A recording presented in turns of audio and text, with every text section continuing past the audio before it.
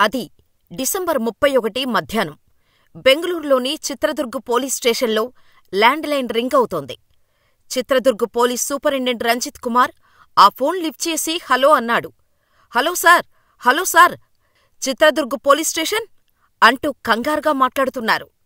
Voice కంగారుగా వినిపించటంతో ఏదో సమస్యలో ఉన్నట్టు ఉన్నారని ఎస్పీ రంజిత్ కుమార్ గమనించి, ఇది చిత్రదుర్గ్ పోలీస్ స్టేషనే, ముందు మీరు కంగారు పడకండి, అసలు మీ సమస్య ఏంటో చెప్పండి అని అనగానే, మా మా మా పిల్లలను ఎవరో కిడ్నాప్ చేశారట సార్, వాళ్ళు తప్పించుకొని ఇంటికి వచ్చారు అని చెప్పగానే ఎస్పీ రంజిత్ అలర్ట్ అయ్యి కేసును దర్యాప్తు చేయటం మొదలుపెట్టారు. వెంటనే పిల్లల దగ్గరకు వెళ్లి తల్లిదండ్రులను ఏం జరిగింది అని అడిగాడు ఎస్పీ రంజిత్ కుమార్. ఇక అసలు ఏం జరిగిందో తెలుసుకున్నాక పోలీసులు కంగారుపడ్డారు. ఏదైనా ముఠా వచ్చిందేమో, స్టేట్ బోర్డర్లో గస్తీ సరిగ్గా లేదేమో అని భయపడ్డారు. తీరా ఇన్వెస్టిగేషన్ చేశాక పిల్లలు చేసిన పనికి మొదట పోలీసులు కోప్పడ్డారు. ఆ తర్వాత వారికి గట్టిగా కోటింగిచ్చి పంపించారు. ఇంతకీ ఆ పిల్లలు చేసిన పనేంటి? వారి వల్ల పోలీసులు ఎంతలా సఫరయ్యారు? Watch the story. అభినహోల్లో ఉండే ఓ ఫ్యామిలీకి 11 ఏళ్ల పిల్లవాడు ఉన్నాడు. వీరింటి పక్కనే ఉండే మరో కుటుంబానికి కూడా ఓ బాబు ఉన్నాడు. ఆ బాబుకి కూడా 11 ఏళ్లే. ఇక ఈ ఇద్దరు పిల్లలు ఒకే స్కూల్లో చదువుకుంటున్నారు. అయితే ఓ రోజు స్కూల్కని వెళ్లిన పిల్లలిద్దరూ ఇంటికి తిరిగి వచ్చేశారు. తమను ఎవరో కిడ్నాప్ చేశారని, వారి నుంచి తప్పించుకుని వచ్చేశామని చెప్పారు. ఇక భయపడిపోయిన తల్లిదండ్రులు వెంటనే పోలీస్ స్టేషన్కు ఫోన్ చేశారు. తమ పిల్లల్ని ఎవరో కిడ్నాప్ చేశారని, కిడ్నాపర్స్ నుంచి మా పిల్లలు తప్పించుకున్నారని ఇన్ఫార్మ్ చేశారు. ఇక ఈ విషయం వెంటనే పోలీసులకు ఇన్ఫార్మ్ చేశారు. ఇక రంగంలోకి దిగిన ఎస్పీ రంజిత్ కుమార్ డైరెక్టుగా బాధితుల ఇంటికి వెళ్లారు. అసలేం జరిగిందో చెప్పండి అని తల్లిదండ్రులను అడిగారు. సార్, మా పిల్లలు ఎప్పట్లాగానే అభినహోల్ నుంచి ఉదయం 6:30 గంటలకు బయలుదేరి ధర్మపురానికి బస్సెక్కి ట్యూషన్కి వెళ్తారు. అక్కడి నుంచి ఉదయం 9:30 గంటలకు స్కూల్కి వెళ్తారు. ఎప్పట్లాగానే ఈరోజు కూడా వారు వెళ్లారు. అయితే ఎవరో వారిని ఉదయం ఇంటినుంచి ఫాలో అవుతూ ధర్మపురానికి వెళ్లగానే కిడ్నాప్ చేశారట సార్. వారి నుంచి తప్పించుకొని ఇంటికి వచ్చారు సార్ అని చెప్పారు. ఇదంతా విన్న ఎస్పీ రంజిత్ కుమార్ వెంటనే కానిస్టేబుల్కి చెప్పి కిడ్నాప్ అయిన ప్లేస్ అని చెబుతున్న దగ్గర్నుంచి ఉన్న ప్రతి సీసీ కెమెరాని చెక్ చేసి వెంటనే ఏం జరిగిందో అప్డేట్ ఇవ్వండి అని ఆర్డర్స్ పాస్ చేశారు. ఎస్పీ రంజిత్ కుమార్ ఎప్పటికప్పుడు సమాచారం తెలుసుకుంటూనే ఉన్నారు. ఎన్ని సీసీ కెమెరాల ఫుటేజీ చెక్ చేసినా పిల్లల్ని కిడ్నాప్ చేసిన ఆనవాళ్లు మాత్రం కనిపించలేదు. తల్లిదండ్రులు ఆ పిల్లలు చెప్పిన వాహనం కానీ, అనుమానాస్పదంగా వెళ్లిన వెహికల్ కానీ ఎక్కడా లేదు. ఎక్కడో తేడా కొడుతుందని అనుకున్న ఎస్పీ రంజిత్ కుమార్ పిల్లల దగ్గరకు వెళ్లారు. అప్పటికే భయంతో వణికిపోతున్న పిల్లల్ని ప్రేమగా దగ్గరకు తీసుకున్నారు.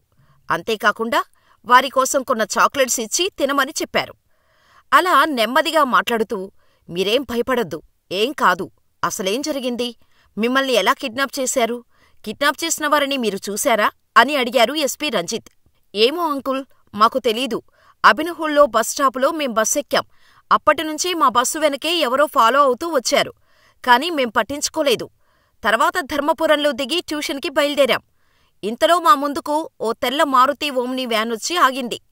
ఆ వ్యాన్ని మేం చూస్తూ ఉన్నప్పుడే సడన్ గా 3 ముసుగు వేసుకున్న వ్యక్తులు స్పీడుగా కిందకు దిగారు అని చెప్పారు. వెంటనే ఎస్పీ రంజిత్, వారిలో ఎవరి ముఖమైనా చూశారా అని అడిగారు. లేదు, మేం చూడలేదు.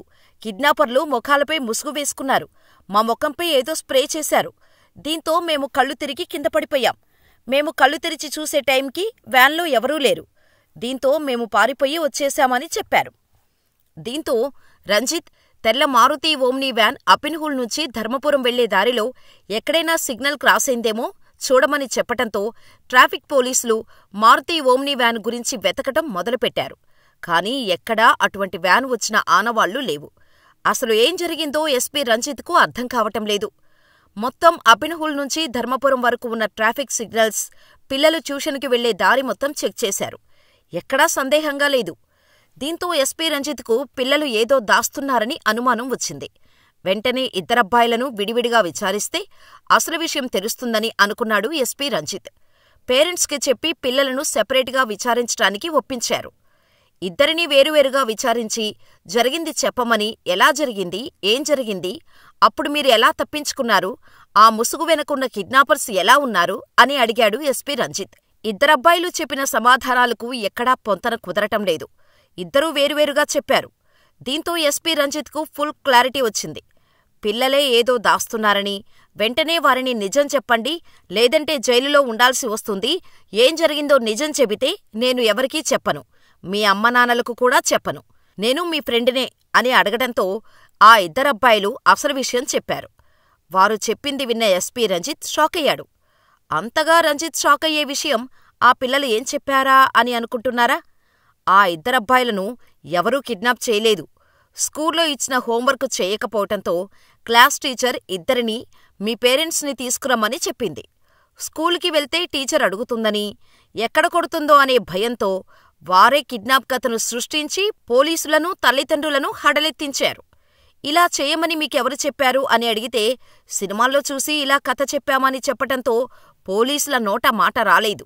స్కూలుకు ఢుమ్మా కొట్టేందుకు పిల్లలు ఏవేవో సాకులు చెబుతుంటారు.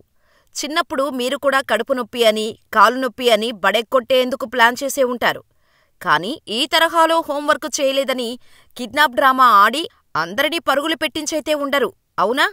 మరి ఈ చిచ్చర పిడుగుల గురించి మీరేమనుకుంటున్నారో మాకు కామెంట్ చేయండి.